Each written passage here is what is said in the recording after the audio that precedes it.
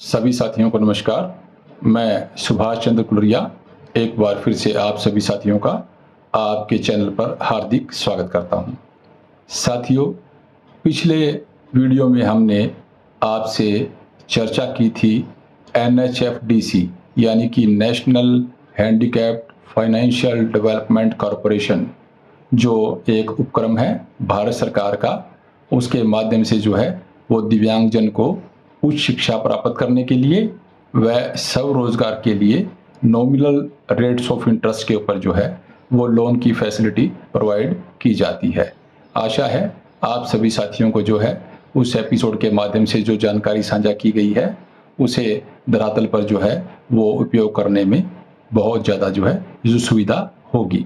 फिर भी अनेक साथियों ने कमेंट बॉक्स में अपने कमेंट्स लिखे हैं और व्यक्तिगत रूप से भी हमें अनेक क्वेरीज प्राप्त हुई है और हमने उनकी जो भी रेमेडीज है वो आपको टाइमली प्रोवाइड करने का पूरा प्रयास किया है। तो साथियों, आज हम बात करते हैं NHFDC द्वारा ही दिव्यांगजन के लिए और अनेक तरह की सुविधाएं जो है वो उपलब्ध है कि वो नॉमिनल रेट ऑफ इंटरेस्ट पर for various kind of purposes जो है वो लोन फैसिलिटी अवेल कर सकते हैं। तो इसी कड़ी में साथियों हम बात करेंगे income earning through commercial use of vehicles. तो NHFDC द्वारा एक ऐसी फैसिलिटी है जिसके माध्यम से सबसे पहले तो हमें जो है वो दिव्यांगजन को नॉमिनल रेट ऑफ इंटरेस्ट के ऊपर जो है वो कार लोन प्रोवाइड किया जाता है। साथियों, वैसे तो हम अर्निंग हैंड्स हैं और हम कार लोन जो है वो ले सकते हैं, बैंक से भी ले सकते हैं, ठीक है, किसी प्राइवेट फाइनेंशियल एजेंसी से भी ले सकते हैं। कार लोन यानी व्हीकल लोन की फैसिलिटी अवेलेबल है, लेकिन जो है वो हम आम तौर पर पर्सनल जो है अपने व्हीकल के लिए लेते हैं। जब कमर्शियल यूज़ की बात आती है तो उसके लिए जो नॉमिनल रेट ऑफ इंटरेस्ट है उसका कोई पैरामीटर या कोई ऐसा प्रोविज़न नहीं होता है जनरली, लेकिन यहाँ दिव्यांगजन के लिए ऐसी सुविधा जो है वो उपलब्ध है कि आप NHFDC से लोन लेकर के अपना व्हीकल परचेज कर सकते हो और उस व्हीकल को कमर्शियल पर्पस के लिए यूज़ कर सकते हो। अब यहाँ भी दो बातें हैं साथियों। कमर्शियल पर्पस के लिए यूज जो है हम अपनी टैक्सी जो है वो टैक्सी स्टैंड पर लगा देते हैं और कमर्शियल यूज शुरू हो गया। लेकिन यहाँ पर दिव्यांगजन के लिए एक एडिशनल फैसिलिटी NHFDC द्वारा है कि एक तो वो हमें लोन प्रोवाइड करवाएंगे, दूसरा NHFDC जो फाउंडेशन है उसी के माध्यम से वो हमारा जो व्हीकल है वो किसी भी थर्ड पार्टी को जो है वो लीज के ऊपर जो है वो एग्रीमेंट के माध्यम से जो है वो सर्विस प्रोवाइड के तौर पर जो है वो एग्रीमेंट करवा देंगे। यानी हमें पर्सनली कमर्शियल यूज के लिए व्हीकल को टैक्सी स्टैंड पर लगाने की जरूरत नहीं है। हम जो है NHFDC के माध्यम से ही तो लोन लेंगे और उस एग्रीमेंट में हम NHFDC को ऑथोराइज कर देंगे कि हमारी जो गाड़ी हम परचेज कर रहे हैं उसे आप ही कमर्शियल यूज के लिए किसी भी एजेंसी को जिसे कि टैक्सी की जरूरत है वो स्पेसिफिकेशन के हिसाब से NHFDC ही हमारा जो है वो एग्रीमेंट करेंगे और उस जो सर्विस प्रोवाइडर को जो गाड़ी हमारी प्रोवाइड की जाएगी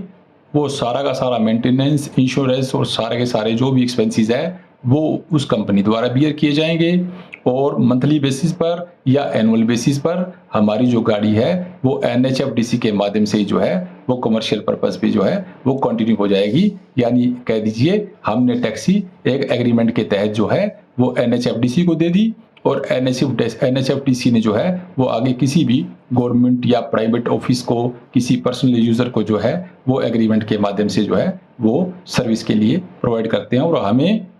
जो एग्रीमेंट हुआ है उस एग्रीमेंट के तहत मंथली जो अमाउंट है वो हमारे अकाउंट में या जो भी क्वार्टरली, हाफ ईयरली जो भी एग्रीमेंट की कंडीशंस है वो हमारे अकाउंट में जो है वो इनकर होता रहेगा। जहां तक NHFDC का विश्लेषण है तो साथियों NHFDC का ये कहना है कि आपकी मासिक जो लोन की इंस्टॉलमेंट है प्लस जो इंटरेस्ट प्लस जो भी प्रोसीडिंग के एक्सपेंसेस है वो सारे के सारे कट करने के बाद जो आपका लीज या एग्रीमेंट होगा गाड़ी को हायर करने का, उस सब की कटौती के बाद भी आपको न्यूनतम 2500 रुपये प्रति मास जो है वो आय आपके खाते में सुनिश्चित हो सकती है। यह एक अनुमान है, यह ज़्यादा भी हो सकता है। तो साथियों, आप इनकम अर्निंग पर्पज़ के लिए अगर कार लोन जो है वो लेना चाहते हैं तो उसके लिए आप NHFDC की सर्विसेज जो है वो ले सकते हैं। आपको नॉमिनल रेट ऑफ इंटरेस्ट के ऊपर जो है वो व्हीकल लोन मिलेगा। यहाँ एक बात गौरतलब है साथियों कि जो दिव्यांग कर्मचारी है वो भी इस सुविधा के लिए पात्र है। वो भी जो है अपनी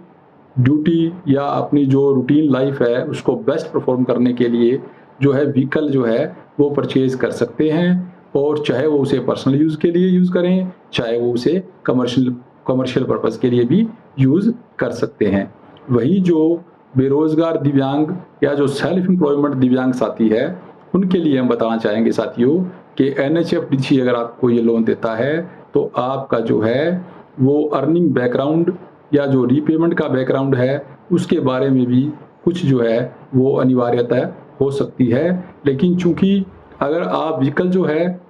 वो NHFDC की तरफ से डिप्लॉय कर रहे हो, यानी कि वो हायर कर रहे हो, एग्रीमेंट कर रहे हो, तो उसके बाद जो है NFDC को किसी प्रकार का कोई रिस्क फैक्टर नहीं है, कोई लायबिलिटी नहीं है, क्योंकि जो व्हीकल है वो आप NHFDC फाउंडेशन के माध्यम से हायर कर जो रेंट पर दे रहे हैं, तो इसलिए NHFDC इंश्योर है कि उसे मंथली इंस्टॉलमेंट और रेट ऑफ इंटरेस्ट जो है वो जो थर्ड पार्टी जिसे आप व्हीकल दे रहे हो उससे प्रति मास जो है प्राप्त होता रहेगा।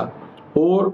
एक लिमिटेड टाइम के लिए आप ये व्हीकल जो है वो थर्ड पार्टी को देते हैं, लेकिन लंबे समय के पश्चात जितना भी, चाहे आप 3 साल के लिए ऋण लेते हैं, 5 साल के लिए लेते हैं, 10 साल के लिए लेते हैं, और उस अवधि के दौरान यदि आपका NHFDC का लोन सभी ड्यूज के साथ क्लियर हो जाता है तो जो गाड़ी है वो आपकी होगी, और आप जो है वो जिस भी कंपनी को, जिस भी गवर्नमेंट जो एजेंसी को आपने गाड़ी किराए पे दे रखी है उसे आप वहाँ से एग्रीमेंट जो है वो डिस्कनेक्ट करके और गाड़ी आप जो है अपने अंडर कंट्रोल जो है वो ले सकते हैं। उसके बाद आप बाउंड नहीं है कि आप गाड़ी फर्दर जो है उसको कमर्शियल यूज़ के लिए उसी एजेंसी को देने के लिए बाउंड है या NHFDC के माध्यम से देने के लिए बाउंड है। लेकिन यहाँ क्योंकि लोन जो है वो NHFDC दे रहा है तो ये एक किस्म से सिक्योरिटी हो गई कि व्हीकल जो है वो उसके माध्यम से ही थर्ड पार्टी को दिया जा रहा है। अगर इसका दूसरा पक्ष देखें तो ये हमारे लिए एक एनवायरनमेंट का इंडिकेशन है, क्योंकि आमतौर पर टैक्सी को जो है मैनेज करना,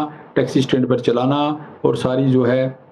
फॉर्मेलिटीज़ और सब मैनेजमेंट जो है बड़ा मुश्किल होता है। तो यहाँ एक सिंगल विंडो सिस्टम है, सीधा NHFDC को गाड़ी हैंडओवर की और जो एग्रीमेंट है उसके डॉक्यूमेंट अपने कस्टडी में लिए। तो साथियों, आशा है आपको यह जानकारी जो है वो लाभकारी साबित होगी। इसका ज़्यादा से ज़्यादा लाभ उठाए। और चलते चलते साथियों, फिर जो साथियों का प्रश्न होगा कि इस लोन को लेने का प्रोसेस क्या है, तो साथियों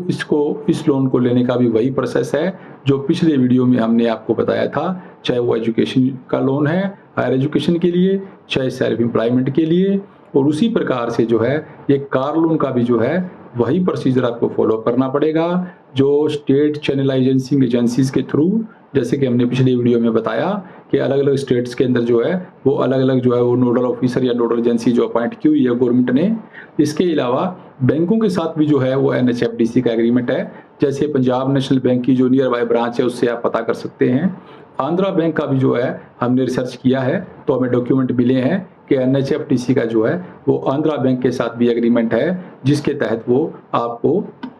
NHFDC के माध्यम से जो है वो लोन वो प्रोवाइड करवाते हैं। जो मार्जिन मनी है वो आपको पे करना होगा, बाकी जो अमाउंट है वो बैंक देगा। और रेट ऑफ इंटरेस्ट के अंदर जो भी शेयर होता है, चाहे वो गवर्नमेंट का शेयर है, चाहे वो बैंक का जो पार्टनरशिप के तहत जो है वो जो आपको रिलैक्सेशन मिलनी है तो वो साथियों नियम अनुसार मिलेगी। तो यदि आपको SCA यानी स्टेट चैनलाइजिंग एजेंसी के माध्यम से सूचना प्राप्त नहीं होती है तो आप अपने नियर बाय एरिया के पंजाब नेशनल बैंक या कह लीजिए आंध्रा बैंक से इसके बारे में जरूर पता करें। निश्चित तौर पर आपको जो है इस स्कीम के बारे में पूर्ण जो है वो सुविधा बैंक के द्वारा प्रदान की जाएगी। तो इस वीडियो में साथियों आज इतना ही। अपने जो भी क्वेरीज हैं वो कमेंट बॉक्स में लिखें और वीडियो को ज़्यादा से ज़्यादा लाइक और शेयर करें।